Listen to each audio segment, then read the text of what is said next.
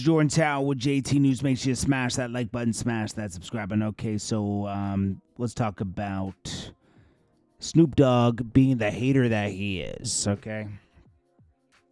We all remember the song Sensual Seduction. It was a great song, right? But when you understand the history, who made autotune popular in the 2000s? T-Pain, right?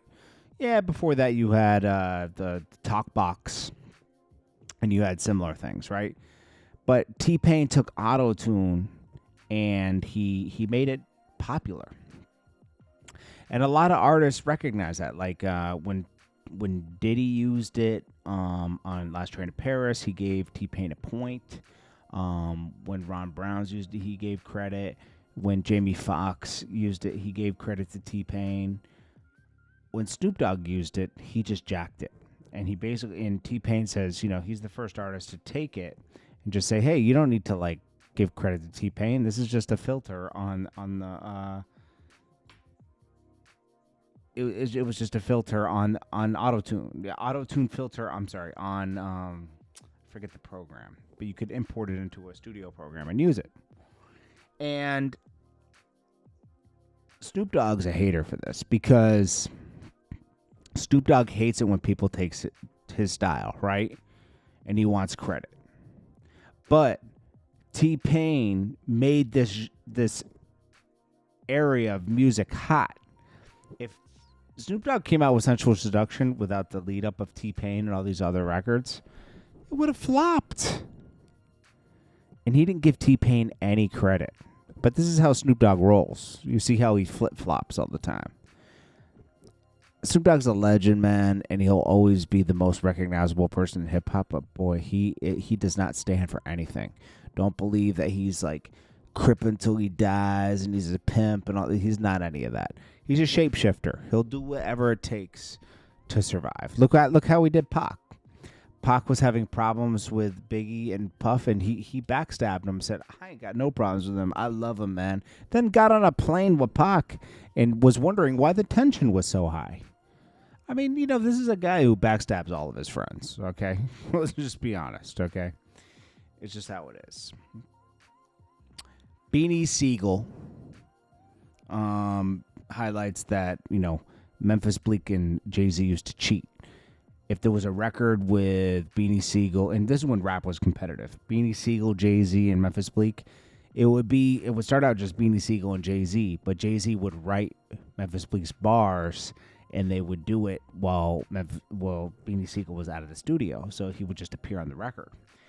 Now, Beanie Sigel does credit Memphis Bleek to writing some of his own lyrics on other songs, but songs where it was very competitive, Jay-Z stepped in. Now, Beanie Sigel also tells how Feel It in the Air and the album The Becoming was released without his consent. He was in jail. He was doing a year and a day, and he wanted to be out to promote his record, and he had left enough music to hold things down. But they released it anyways. Now, Feel It in the Air was kind of a foreshadowing the end of Rockefeller. Things falling apart. Well, it was exposed that Juelz Santana has been betrayed by Kimbella, but he betrayed Kimbella first. Now, Bullis Gotti, his show reveals this. Shout out to Sub-Zero on the show. Hilarious. They revealed Juelz Santana, who was married to Kimbella, right?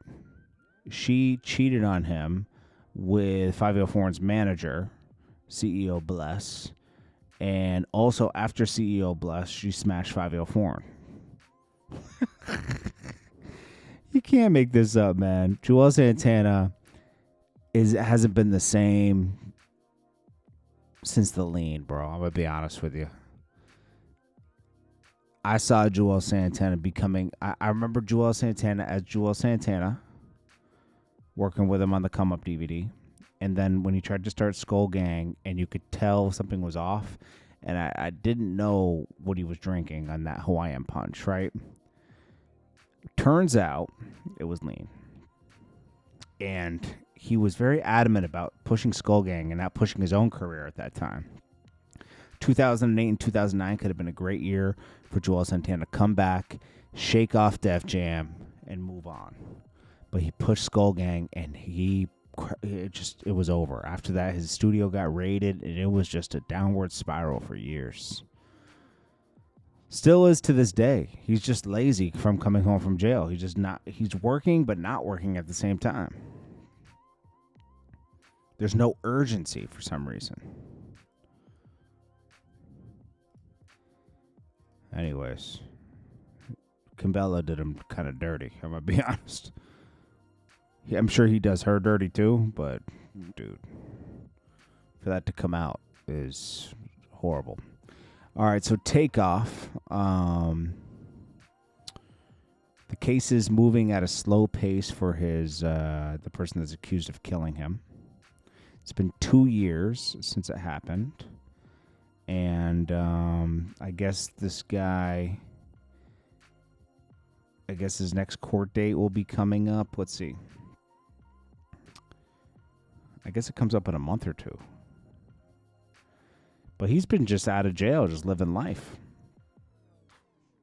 Oh, it's not even clear when this trial is going to remain to kick off. You know, I can't help but think that the Prince family's helping this guy, man. It's their fault this happened. They didn't protect Quavo and Takeoff when they checked in with him. And they was pride checking in. Check in with us and we're good. Well, no, you're not. Then we got Bow Wow doing one bite with Dave Portnoy. Gave a rookie score, but I like seeing him on there. That was good. This is supposedly Jay-Z's son that he won't claim. He's in his 20s now. There's nothing that can happen now. It is what it is. For some reason, he desperately wants a relationship with Jay-Z that Jay-Z doesn't want to know him. I mean, just accept it, bro, and move on, bro. It's over. Cynthia Bailey. Where is she from? Cynthia. Is she from Basketball Wives? Cynthia Bailey. She is 57 years old. And she's she's a mother, actor, TV. She's from some show. Raised in Alabama, moved to New York City at the age of 18. Oh, this was Peter Thomas's wife, Real Housewives of Atlanta.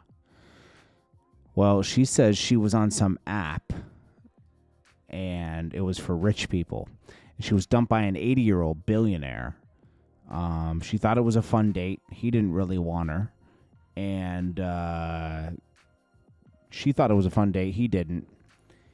And he was a billionaire, so she was like, I was getting ready to be a billionaire's wife. I was going to do whatever it took. She was already getting decorations for his house in Paris. That's where she made a mistake. One date, and you're already decorating his house? Red flag, man. Red flag. She said, I already bought decorations for his house in Paris. And he says he just wanted to be friends. Yeah, you came off as desperate, man. Man's 80. He doesn't know how many years he got left, man. He ain't trying to get all wrapped up in some crazy stuff. What you should have done is shown him a good time the first time. Then you would have secured the bag. She didn't, though. Bugs Baguettes of the Rolling 60s. He wants to line it up with 4 Extra. He's defending Jinn Lee, that white rapper that says the N-word. And Bugs Baguettes is desperate to line it up and give 4 Extra the beats. Let me see if I can pull this up.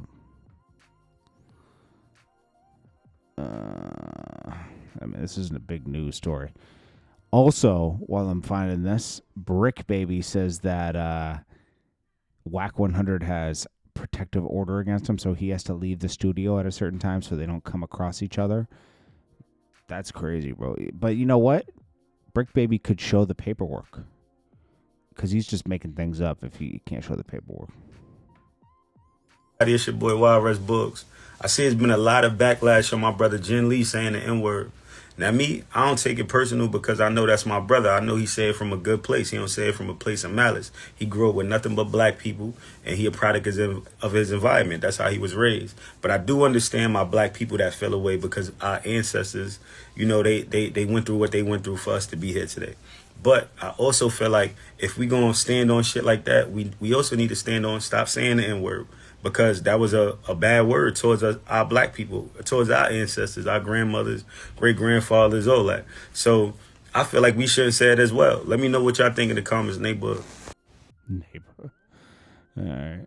And then he wants to still line it up with 4 extra. Oh, he deleted it. Well.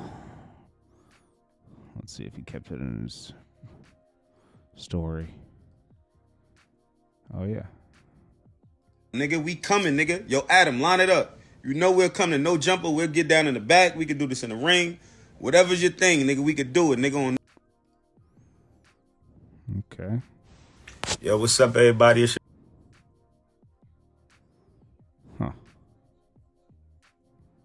Okay, I'm late, but just because I took my time don't mean you supposed to wait. All right, so yeah, that's that.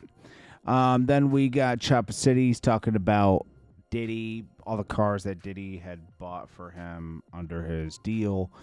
Diddy had them in his name, still in the company's name, so he couldn't do anything with them. And then also, he clears his name, or this woman that accused, he said he flew this girl out, he was messing with her, but then he's decided not to mess with her anymore. She said she was going to put a bunch of stuff on him, and she did. And she said he does, like, you know, trafficking and all this other stuff. So he got arrested, but exonerated. So that's that. At the inauguration ball, Jake Paul and Mike Tyson link up, and Jake Paul puts Mike Tyson on his arms. Shoulders.